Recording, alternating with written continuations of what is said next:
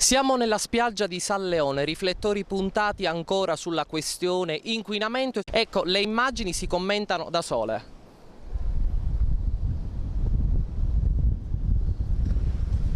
Il mare di San Leone non sembra avere pace. Dopo le numerose diatribe politico-sociali legate al fattore inquinamento, il tanto contestato divieto di balneazione, questa mattina, dopo che ieri le analisi delle acque erano risultate migliori rispetto al passato, dando così una speranza di miglioramento, i numerosi bagnanti giunti sull'arenile antistante lo stabilimento della pubblica sicurezza per godersi queste calde giornate estive hanno dovuto assistere a questo scempio, una vera e propria cloaca.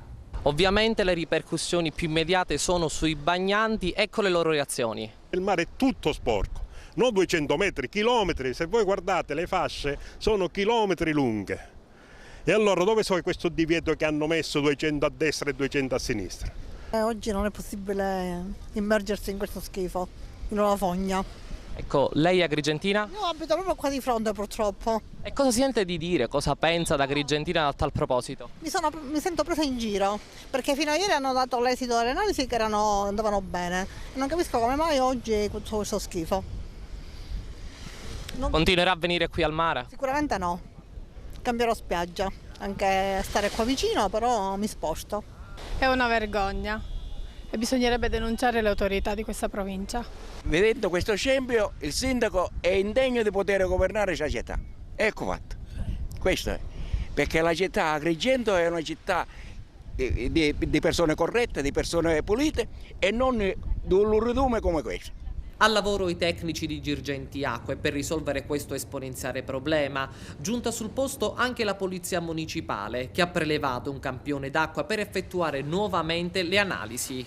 La fogna, è lì la fogna, basta, argomento chiuso. No, non è un argomento chiuso assolutamente, non è assolutamente chiuso.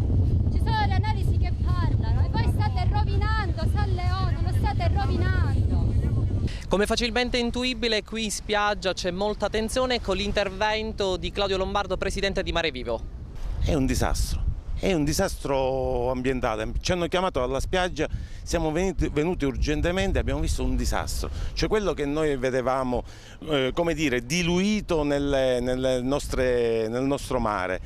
C'è sempre stato da tanto tempo che c'è questo inquinamento, questa volta è un concentrato qui. E intanto sul fronte giuridico la Procura ha rinunciato a proporre un ricorso al Tribunale del Riesame contro la decisione del GIP Ottavio Mosti di sequestrare in via preventiva solo le condotte marine e non anche l'area attorno ai due pennelli. Una decisione scaturita dalla scelta del sindaco di Agrigento, Marco Zambuto, di firmare l'ordinanza del divieto di balneazione nei tratti di spiaggia in questione.